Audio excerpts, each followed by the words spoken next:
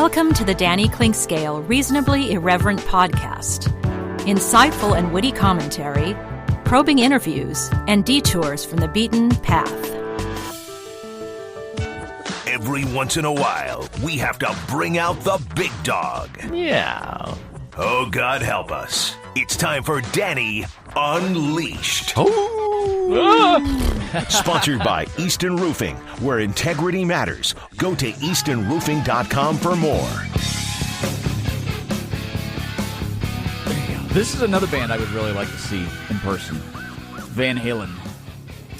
I'd love. They all hate each other. Yes, they do. I know. Well, they all hate David Lee Roth. Yes, absolutely. They still like Sammy, I think.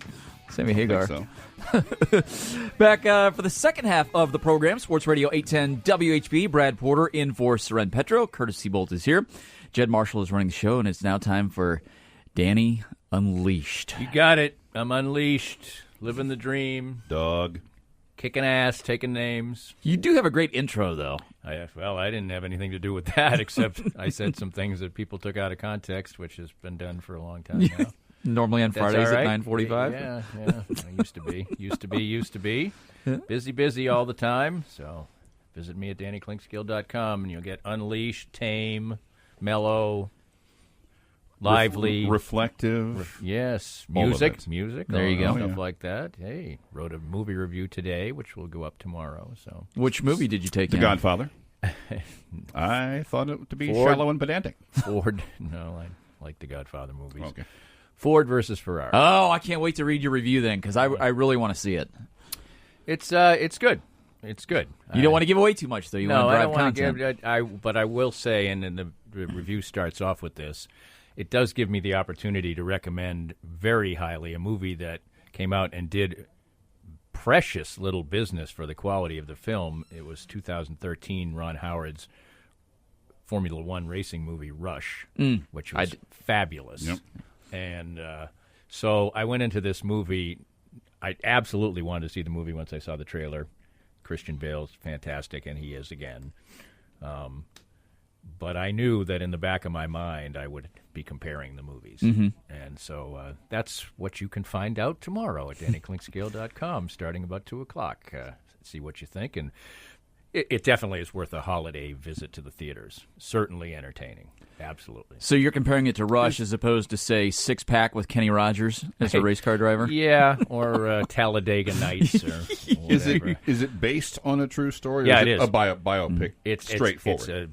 It's based on a true story, and in fact, in researching it afterwards, it probably adheres as close to the real story, and it's a complicated tale, as maybe any made for, based on a true story movie that I've seen. Usually there's some liberties taken in the film, and this one is pretty close to the actual occurrences. Nice. So if you're going to see the movie, I wouldn't research it too much because it will kind of take away from some of the plot twists. The final reel has a lot of different stuff going on in it.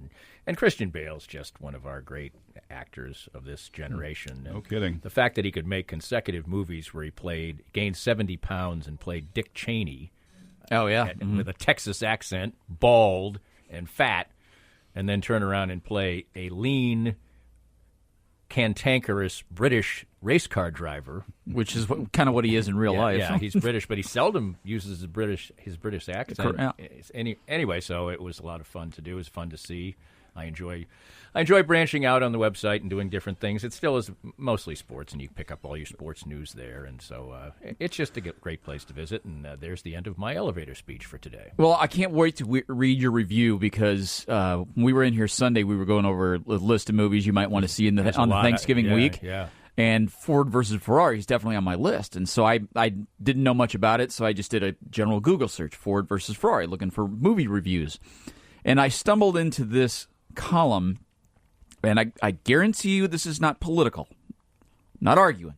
Okay. The headline was something to the effect of, you should definitely not see Ford versus Ferrari. It's a disaster. And I was like, well, this is interesting. Since it's 92% Rotten Tomatoes. And so I was like, well, who hated this movie this much? And so I clicked on it mistakenly, and it was a person lecturing the movie studios about, in the day and age of climate change, why are you glorifying the burning of fossil fuels with a race car movie? And I thought, it's a real story. I don't think they're there to glorify anything. But I thought the article was going to be more about. I thought it was going to be somebody who was a corporate person, because the Ford versus Ferrari. It isn't Ford versus Ferrari. It's the dudes who try to build the car versus Ford. Mm-hmm. I mean, the suits and the executives don't come off well in this particular film, but it's a fun movie. That's all I'll say. Read it tomorrow, 2:00, DannyKlingscale.com, on the movie review page. All right, looking forward to that. All right, let's talk some sports. You got to kick around a couple of things. Anything you want to lead with today? Big news today. I was telling Curtis, normally when I fill in on a holiday week, teams and schools don't make big announcements because things get lost. But lo and behold, here's the Royals bringing out their new owner, John Sherman, along with his rather large group. Yeah, I think that what is interesting is that it had to be a large group. Yes. But, I think he came from the Indians, and I think they had a pretty large group, too.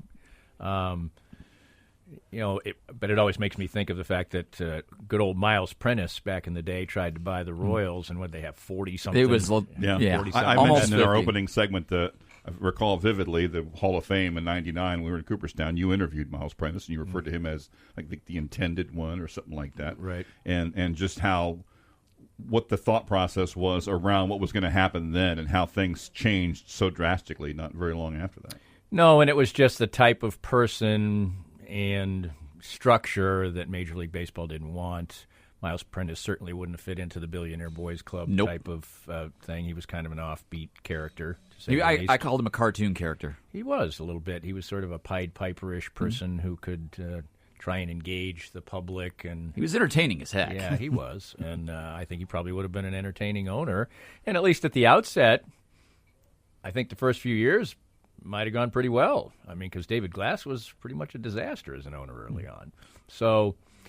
but would he have had the staying power? Would they have been able to sustain losses, et cetera, et cetera, et cetera? So, but I think it is a optimistic and bright day for Royals fans, because what strikes me about John Sherman is that he is somebody he's not going to spend $200 million on salary and all that stuff. But I don't think it'll take him several years of embarrassment to decide that he really wants to win. I think this guy is a winner. He's grounded in this community, and I think you'll just get the best. Now, does that guarantee success? No. I mean, it still is very difficult to win with a low payroll unless you come up with 7 or 8 star young players like the Astros did, at once. Yeah. And the Royals didn't even do that the time they won. And then supplement it with trades, as the Astros also have done very well. Yep. So, and then, hey, I'm an Astros fan, but apparently, a little manipulation of sorts. So I think it's a good day. I think it's a good day and a good time going forward. And any change like this after yet another disastrous period, however short, is a breath of fresh air. Did we move closer to downtown baseball in the next 20 years today? I think so. Absolutely, I do.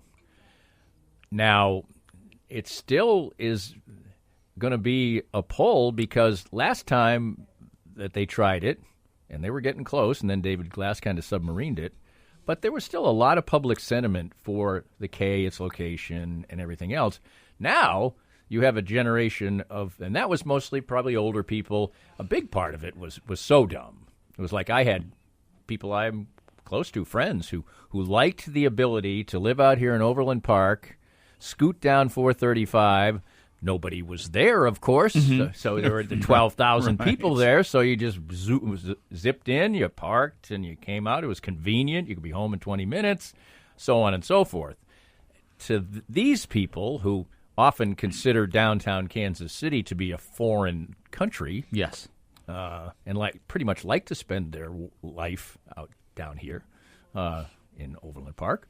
That was craziness, even though, some of them were Chiefs fans. So, and you say, well, where am I going to park? I'll have to park in a garage 6 city blocks away. I'm like, you park further away at Arrowhead to tailgate. Yes. So what are you talking about? Now, you can see the stadium from there, kind of, sort of.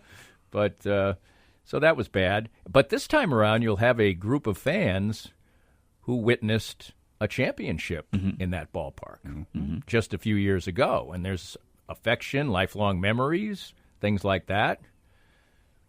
For instance, when you were a Cardinals fan and they built a new ballpark, they basically built it in the same place. Yeah. And it's just next to same sight lines, basically, sort of. I mean, a lot of the things were the same. And they still haven't reached the level of development they promised when they built it. Right. You still look out in the arches there in the same spot. Yes. Yep. Right. And the old ballpark was a nice one. The new one's beautiful. I have a great memory of that ballpark. I mean, I saw the Astros win the pennant there. Yeah. So, in person. So, I mean, there's that aspect of it that's going to make it more difficult. But I think the community in general has just become so much more in tune with the Power and Light District and all that's going on down there. And, going to Sprint Center at least a few times a year, going to P&L for watch parties, stuff like that. I mean, downtown baseball is just fun to spill out of into and out of a bar district or a place where there's restaurants and everything and go into the ballpark. If you leave the K, it never happened. It was really somewhat surprising and maybe somewhat reflective of the way that people lived and what I talked about, where they'd get in their cars and go home, that nothing ever worked out there. Nobody even really tried to, make a strip of restaurants. Well, that's what I asked Curtis. What was the last thing that was built? Taco Bell, and that was 30 years ago. Yeah. But to me, it was always a little bit surprising that in the 80s and so on, but it was a different time. Now, maybe it was, the people would pile down to Westport after games. I don't know. I wasn't here then. I was not in Kansas City in the late 80s and early 90s. But it was always surprising to me that 4 or 5 sports bars or whatever didn't pop up out there, so that after the game you could, before you paraded on home, you might have a final with your buddies. Yep. And it just never happened. Or it didn't work anyway. Well, and of course, that would have to also include the fact that for 6 months there would be no baseball games. So, if you poo-poo the idea of how great downtown baseball, you probably haven't been to one. If you've been anywhere where you've gone to a downtown ballpark, watched the game, had drinks and food beforehand, watched the game, then gone out and had drinks afterwards, if you've done that, you're probably on board. And if you're not on board, you probably haven't done that. And the other part of it is that people here still have not really gotten used to or have the opportunity to use public transit. I was just the other say. thing. But you ever met anybody that's just had the downtown ballpark experience and gone, it's not for me? A few, not many. But I would generally tab that person instantly as a stick in the mud if they would have that reaction. Well, I live in Waldo, and I'm within about 3 or 4 blocks of where I can pick up a Max route bus, just run straight downtown, and I'm down with that. Then I don't have to drive my car. I don't have to park. Don't have to worry about getting a ride home. Right. Hop on the bus. Right. Not that hard. Gus. But a lot of people think of the bus as someplace you don't want to hop on. Well, those people would be wrong. Yeah, I know. I agree. And especially in communities where there's a subway or transit like that, people are so used to it. They go to work that way. And there's always a stop right at the, even for instance, when you're in Chicago and people talk about going to the White Sox games and they're like, oh, it's in a terrible neighborhood. Well, so what? There's a train stop right there.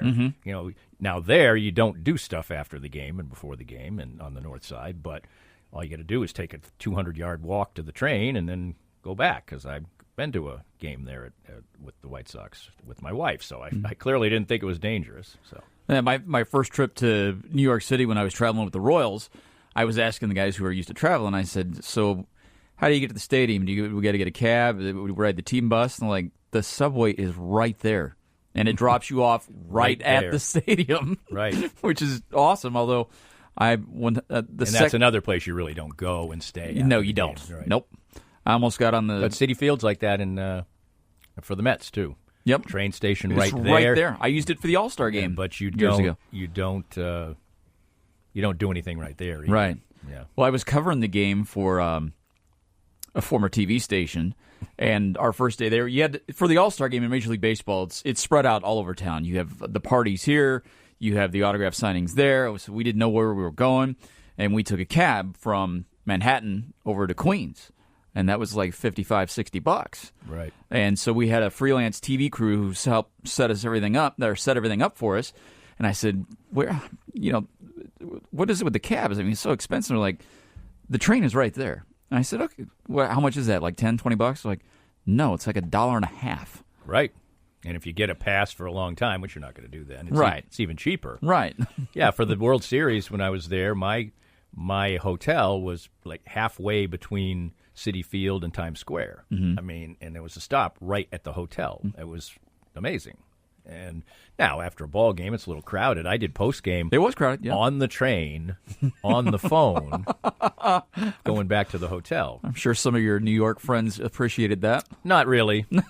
Not really very much, especially since 2 out of the 3 games the Royals won. So we did hear John Sherman today. He was asked about this from Todd Lebo, I believe, right? Mm-hmm. Todd Lebo asked him about downtown baseball.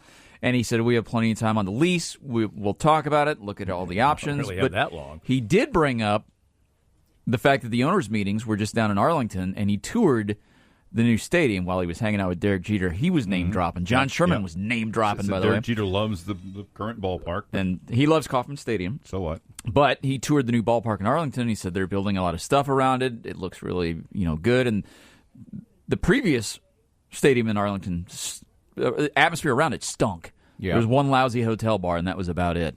But now they're doing all this development, and maybe it caught his eye a little bit. And the new one's like right next to the Cowboys Stadium, isn't it? Yep. Yeah. How far away is it from the one that's there now? 4 blocks. Yeah, it's not far. It's not very far at all. Nope. Yeah, I didn't really like that ballpark. I know Kevin Keatsman, who obviously worked for years, he considered it one of his favorites, and I was like, I hated it. I mean, you really? But I haven't gotten to as many of the new ballparks as I would like. But every downtown one has been great that I've gone to. Cincinnati, Seattle, haven't been there. Baltimore, been there. Yeah. Yep. The first of the new style, old style. We got this revolutionary idea. We're gonna do brick. Right, and it's now it's that beautiful. That ballpark is in kind of a dodgy area. Yes, too. it is. But there is stuff to do around it. You just better go towards the water. Yes, My waterfront. hotel was up the other way. Mm-hmm. That was a little bit of a lonely walk home after working the game. We covered the playoffs in 2014. Mick Schaefer and I went to the Baltimore series in Baltimore, and one of our bosses at the time did not like to make reservations early. Oh, goody. And so we ended up in a hotel where I was convinced that a homicide had taken place before I got there. Oh, I was. Yeah, there appeared to be blood spatter on the. My hotel was better than that, but just across the street, there was like a homeless shelter. Yeah. I think ours was right next to the police station. Yeah, I think I was near where you were. Okay. Actually, was it just up the hill? Yeah, from it the wasn't that far. Yes, I was there. The daytime was fine, and then it wasn't very far to the nice waterfront stuff. Oh no, they have all kinds of bars and restaurants like that. But that was in the other directions. Yes, it was almost like there was. It's like the other side of the tracks back in the in a country town. Yes, he lives over on the other side of the tracks. Yes. Having watched many episodes of The Wire, Danny, you do not want to go to the west side. East side is where it's at, by the harbor. You don't want to go where the row houses are? Yeah, well, I traveled with the Royals in 2000 for a little bit when I started working at this station, and the plan was all year. Now the Royals went out and sucked for a month, so they pulled the plug on that. But it's a glorious thing to do. I loved it. You did it for a long time. Yeah, I did it for Mick Schaefer, and I split the trips for 5 seasons. Yeah, I mean it's so. You just get a taste of what it's like to be a Major League Baseball player. You never see you never see your bags. No. You never see the inside of the airport. You get there. They go to the jetway. They drive you to the hotel. The bags are in your room. Mm-hmm. They just give you your key, and it's wonderful. I mean, it's absolutely wonderful. So, but in Baltimore, I stayed at a nice hotel that year, and what a lovely area. Really trip. Really nice. My first trip to Baltimore, traveling with the Royals, it was with Bob Davis and Paul Splittorff and the late Paul Splittorff. And it was a 3-city. It started in Toronto, went to Boston, and went to Baltimore. Right. It was 9 games in 10 days, 3 cities, and you're never staying in the same bed for more than 2 nights because you're packing and moving. And the first or second night in Baltimore, which was the third leg of the trip, I freaked out. and I went downstairs to the lobby. This is like 7 in the morning, and Split is down there getting morning coffee or whatever. And he looks at me and goes, "Brad, are you okay?" I said, "Not really sure. I think I might be having a panic attack." And he goes, "You don't know what city you're in, do you?" And I said, "No, I don't. I had to look for stationery to tell me that I was in Baltimore." I've had that happen before, where you wake up and you're like, "Okay, this is a hotel room. It's just, you've been in a hotel room for a while, yes, in a few different places, and it looks the same as another hotel. So what town is it?" Don't know. Don't know. Don't know. Exactly. Don Fortune used to tell a story about when he did soccer when it was at its heyday, and they played in Wichita. And Don didn't have much affection for Wichita. So what he would do is, and he told this story just like this. Of course, he should have thought about the fact that he was probably people in Wichita were listening to him in the daytime. I mean, so anyway, he said he would get in. He would get in the. I think they. Get in some kind of a enclosed car. He would read the whole way. He'd check into the hotel. He would never leave the hotel. He'd do the game. He'd go back to the hotel. He'd ride back, and he would say, "And I was never in Wichita." Wow. So Wichita has really done a great job of working at their community. Yes. I think, over the years. It looks brand new. Every time I go there, I see something new. Yeah, and there's fun spots in Wichita, for sure. On that note, we'll take a time out. We'll continue with Danny Unleashed with Danny Klingscale. Mizzou, with such a Mizzou story. Yes. Let's do that. Yes. Let's do that coming up next. We will hit that. You're listening to the program. My name is Brad Porter, in for Soren Petro. Curtis Seabold is here. Judd Marshall is running the show. You're on Sports Radio 810 WHB. More of Danny's Reasonably Irreverent podcast after this. We're here with Joe Spiker, the president of Easton Roofing. And Joe, you worked for other companies in the construction industry. What inspired you to start your own company in Easton Roofing? Well, Danny, when you are working for somebody else, you oftentimes don't get to see the project through from beginning to end, and you don't get the final control over the customer experience. And I wanted to build a place where people can come and get work done on their house and not have to worry about being treated the wrong way and get a good customer service experience start to finish. The company slogan is "Where Integrity Matters." Why is that so particularly important to you? Well, for us, what that means is treating each other with respect at work, treating our clients with respect, and making the right choice, especially when no one's looking. So when you're presented all the time as a contractor with choices that have to be made, are you going to make more money on this if you cut a corner? And we just wanted to make a place and a slogan that said to our people and to whoever is our customer, we're not going to do that. We're going to make the right choice regardless of profit. Easton Roofing, where integrity matters. This pitcher started 5 of the first 6 All-Star games for the American League. Who is he? Carl Hubble. Nope. Oh, American Walter League. Johnson? American League. Nuh-uh. Whitey Ford? Nope. Whitey Ford. Well, no, I was. Come on, buddy. I was going from the Do next better. one from Walter Johnson. Whitey Ford would have been way 33 to 38. He started 33, 34, 35, 37, and Had to be a 38. Yankee. It was? Red Ruffing? Nope. Ooh, I'm going to be mad. Okay, make me mad. Lefty Gomez. Right, And the one right. year he didn't start, the starter was Lefty Grove. Danny's favorite pick. The first 6 All-Star games were started by a guy named Lefty. Well, yeah, Lefty Grove. I'm evangelical about Lefty Grove. Well, that sounds about right. Highest But win percentage among 300-win pitchers? Oh, he's got so many fantastic stats, Yeah. and he was pitching. He's got stats that look like Justin Verlander's, and he was pitching in like a steroid era. the 30s I mean, were. where teams routinely hit 300 Yep. as teams, and he had like ERAs in the 2. He's the greatest pitcher of all time, bar none. Bar none. Just check out his stats sometime in the context of when he pitched. I won't argue with you on that. And Juiced ball. He'd like go win 25 games and save 11 in the same year. Yeah. I mean, he's otherworldly. Brilliant. And also some of his, obviously I care about this topic, some of his full statistics are not as great because minor league baseball was really big then. And he pitched for the Baltimore Orioles, and they wouldn't sell him. And he didn't pitch in the major leagues until he was 25 years old. Wow. And he Still won he 300 was making games. like $100,000 to pitch for the Baltimore Orioles, and they were a minor league baseball team. Wow. Yeah. That would be like, what, $3 million in today's money? He was making Babe Ruth money, basically, at that point in time. So, great pitcher, fantastic pitcher, and one of my favorites, obviously. By the way, whoever's in the studio next door is loud. Don't say who it is on the air, but man, it's loud over there. Well, people Josh want to know. They Is it? change the. Well, don't change the channel. I think a lot of times they're having fun. Yes, they are. And they kind of get caught up in their own little world. That's all right. I have fun doing Chiefs post game with Josh during the. Certainly. We'll be doing pregame this week. I was looking at the schedule for this week. He's got the 3-hour pregame show in place of Soren. Mm-hmm.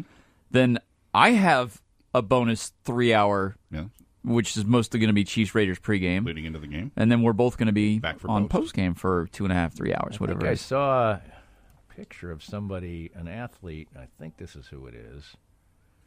That looks like Josh. Luka Doncic. Oh, okay. I can see that. Sam Darnold is the one who he gets more that's often. pretty good too. Yeah, but Luka, when he's got a little blonde in his hair now. Yeah. So, Lucas' hair is a little more tame, maybe than right. Although it's getting a little freakier. Yeah. So anyway, as he becomes on that star. note, Missouri Tigers. As we do Danny Fun Unleashed times. here, Missouri Tigers. Brought to you by Easton Roofing. My buddy's over there, so just call Joe Spiker and his group. Soren does the reads, but basketball team got blown out. If you got any paperwork over there, I'll do it, man. I'll do it next time. Basketball team blown out last night. Football team blown out today by the NCAA. Well, maybe. Kinda. I mean, it's not like they're absolutely bowl bound. That's the thing that makes it such a Missouri-like story. It's like, oh, we're outraged. We can't go to a bowl game, but then again, we don't even know if we're going yet. To me, a more Missouri story would be if they were 8-3. Yeah, and they got. Well, that's but the point is, it's not like it popped up right now. Right.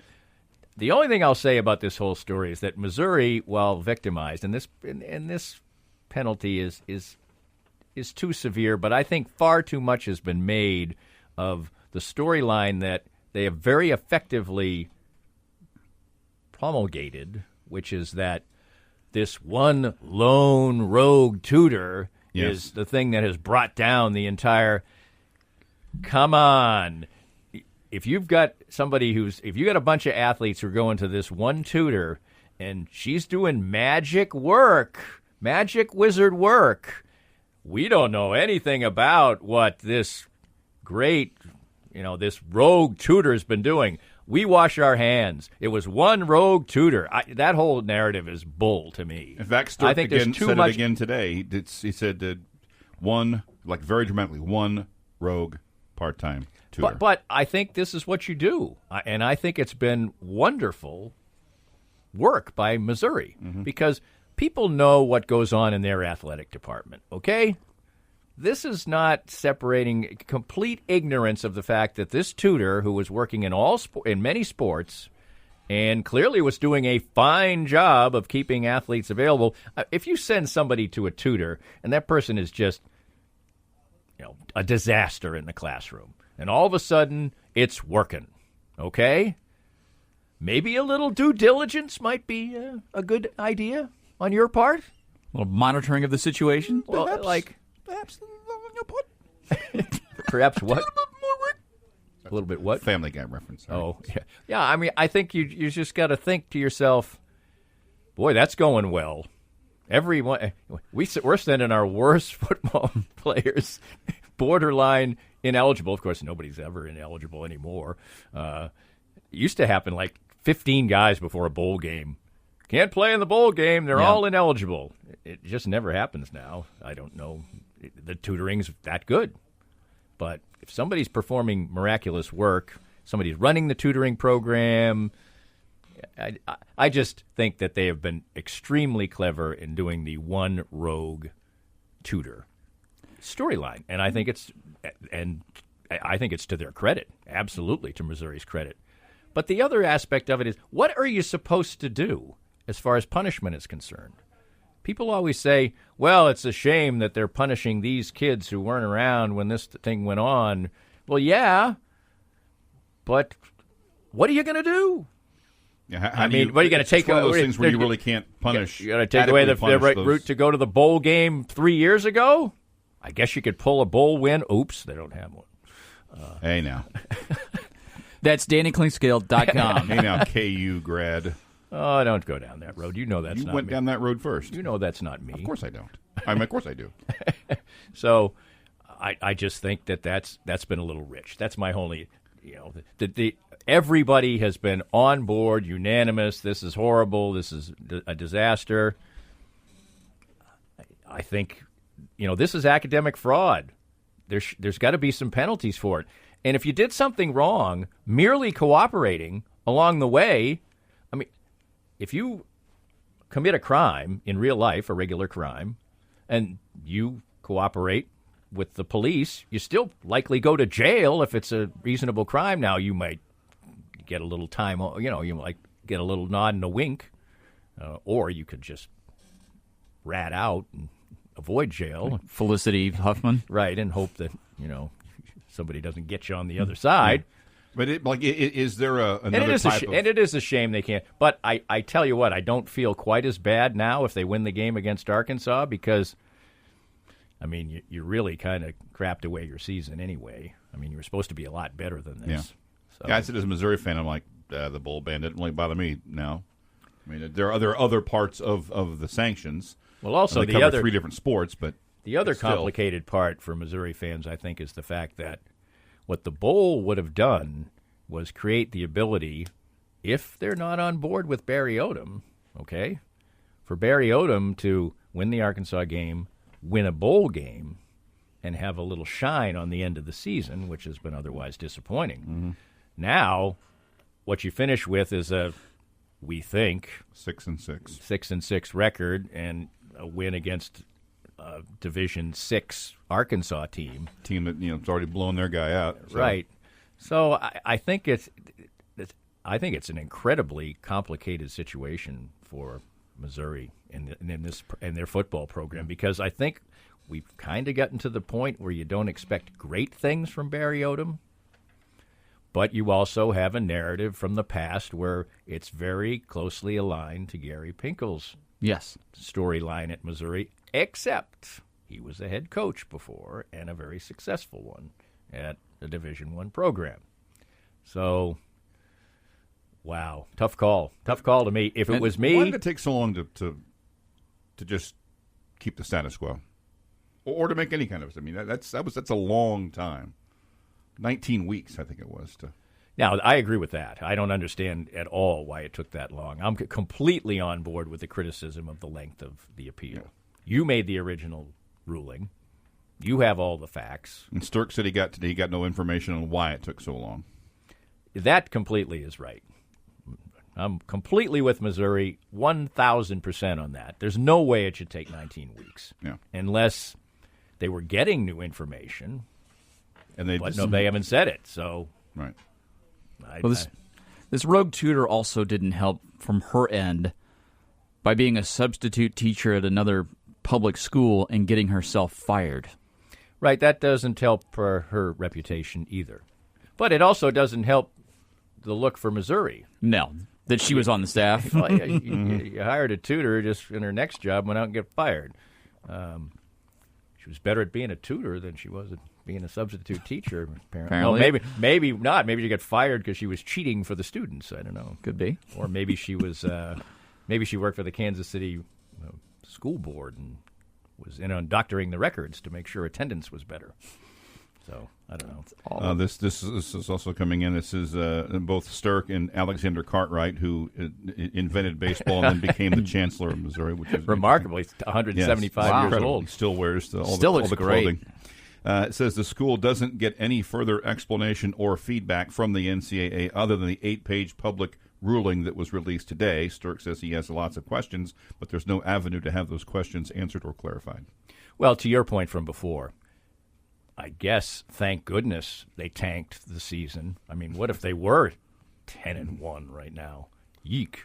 Then then there'd be true outrage. If this season had gone the way they thought this season was going to go, even after the way it was the Wyoming loss, after Ole Miss, this was looking like a 9-win team maybe, and looking for a premier bowl game, and it kind of fell apart. Now you were going to go to the Tidy Bowl or something. Yeah. So. I called it the Fart Knocker Bowl, which it works for me. insert joke here. Yeah, it's anything you want to put in there. So if Mizzou finishes People 5, probably don't even know. To me, a bowl when you go 6-6, a bowl is like, I don't care. A big part of the audience probably has no idea What tidy bowl is. What tidy bowl is. So no, they don't have the commercials. I don't even know if that exists anymore. They used to have funny commercials, though. You might as well made a Zagnut bar reference or something. You were headed down Dennis Miller Land Road there. There, babe. Zagnut. Marathon bar. My Queequeg over here. I was doing a tour of a school the other day. I did a podcast on the Cristo Rey School in downtown Kansas City.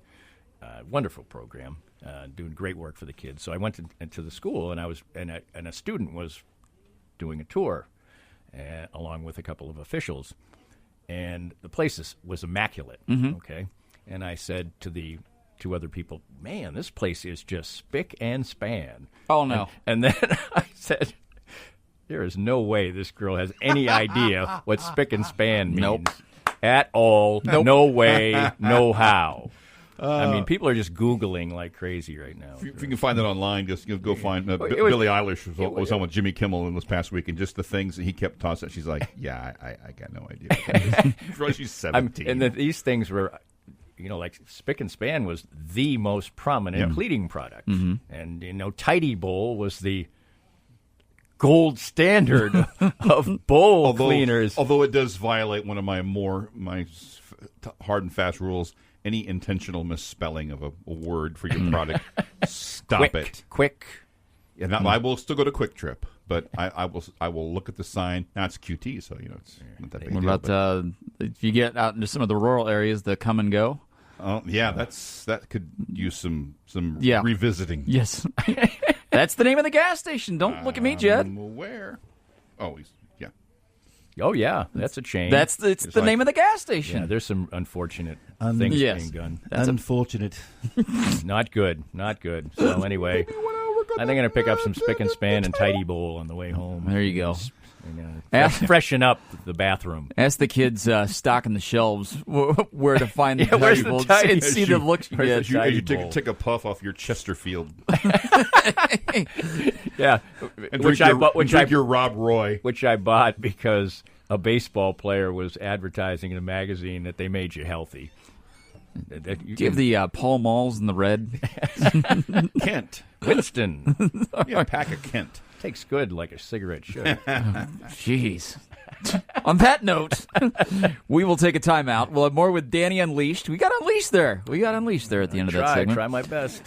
Find out what else is grinding his gears or recommendations for the holiday. Maybe what he doesn't like on the Thanksgiving table. So we'll get to that. Okay, You're listening to the program. My name is Brad Porter, in for Soren Petro. Curtis Seabolt is here. Jed Marshall is running the show. And we'll be back right after this on Sports Radio 810 WHB. More of Danny's Reasonably Irreverent podcast after this. We're here with Joe Spiker of Easton Roofing. And Joe, oftentimes people will wait to replace their roof until there is a weather event.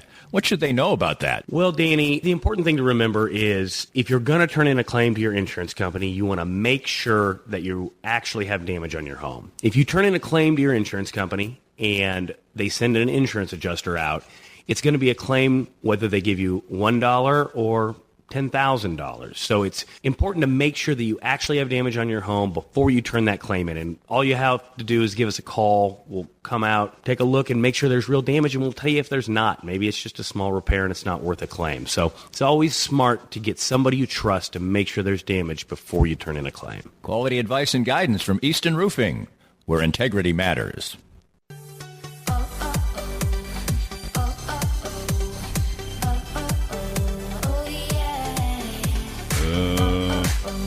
Who's this?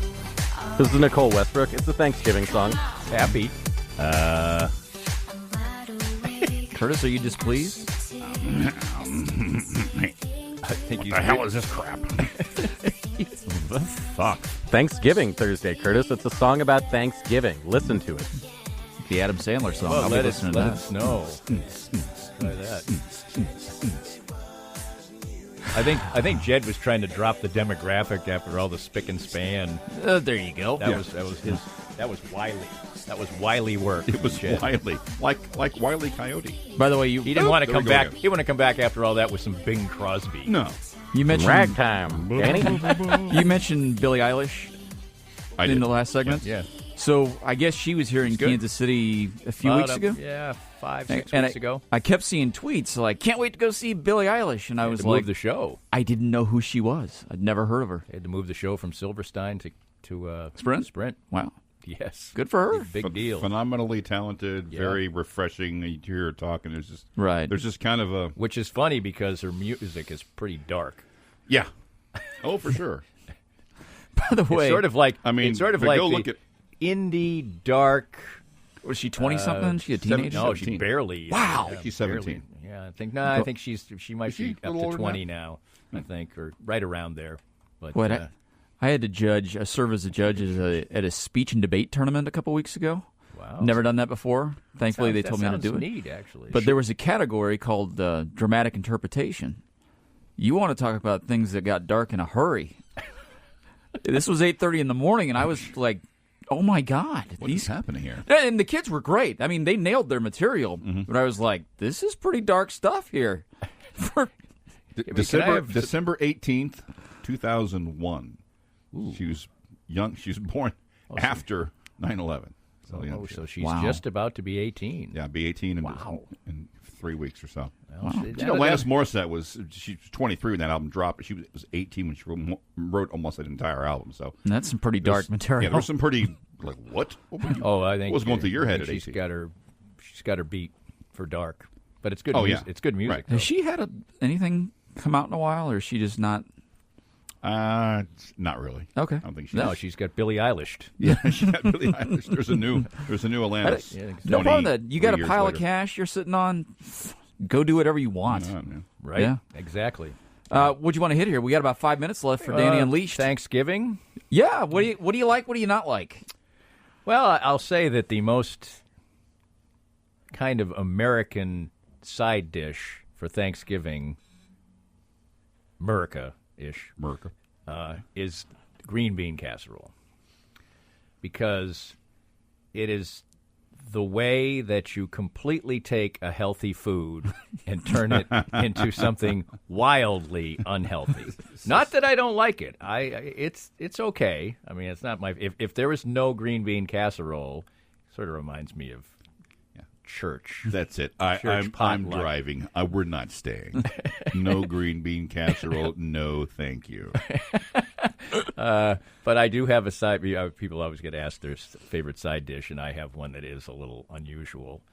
I love turnip, and which is referred to out here as rutabaga a lot of times. And I, from the time I was a kid, I don't know why my family started to serve it. It sort of just was sort of like squash's evil stepbrother, ugly stepsister, yeah, whatever. But I liked it. It's bitter. As a little wait a minute, you like something roasted, bitter, like roasted or mashed, or however you want to serve it up. I like it. And the problem is my wife knows I like it. And actually the little ones that you see out here are not. It's that big orb over there on the right that looks like a shot put. Yeah. And it's horrible. It's like a planet. It's absolutely horrible to prepare.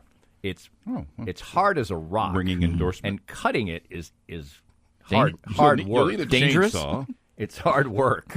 But I like it. My wife will occasionally just make it routinely for me.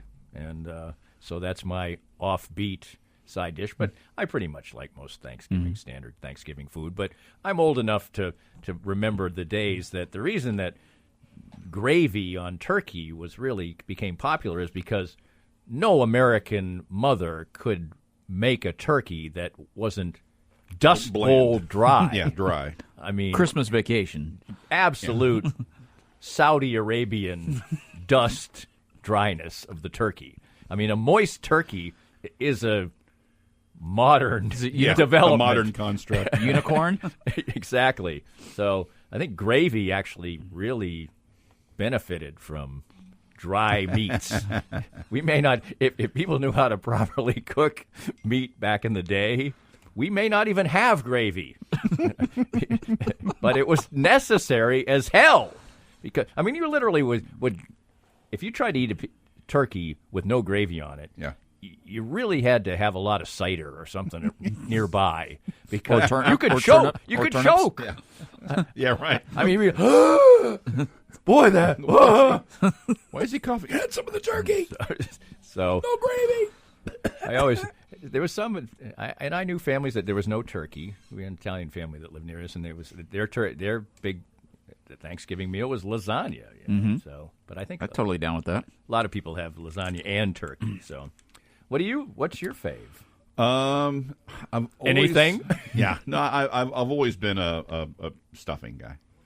I used Cooked to, my mom- inside the turkey? Yes. I heard As a Sam. kid- Yeah, I heard Sam Melliner the other day say that he specifically said stuffing inside the turkey. Yes. He said dressing outside, that's fine, it's all right, but inside the turkey was just he was literally making you hungry. He was so salivating over the As a inside kid, the my mom always let me help, and so I would pull apart all the bread and pull apart the chicken that was used and do all the egg and all the. I got to actually put the stuffing together. Ooh, that's a grisly job. I learned how to cook from all those Wednesday nights with my mom. Soggy So- wet bread reminds you of And- Nathan's hot dog eating contest. Ooh. Oh, gross. The end result was pretty damn good. Gross. Stovetop ain't. The Pepperidge Farm ain't figured out how to do that yet. No, good Lord, no. On that You can't- note, you can't But fake anyway, that. I would like to thank all the people out there on this Thanksgiving. I just celebrated the first year of DannyKlingscale.com, and thanks to making that a going It's been a year. enterprise. I was there for last the launch November, party. last November 1st, yes. Yeah. But have a great Thanksgiving. It is truly the greatest American holiday, I think, because there's just no stress. People get together, they smile, they eat, they fall asleep. This podcast was made possible by our great sponsors like Easton Roofing, the presenting sponsor of Kansas City Profiles at the Danny Klingscale Reasonably Irreverent podcast. Easton Roofing, where integrity matters. We hope you enjoyed the latest Danny Klingscale Reasonably Irreverent podcast. Come back soon for something fresh and new.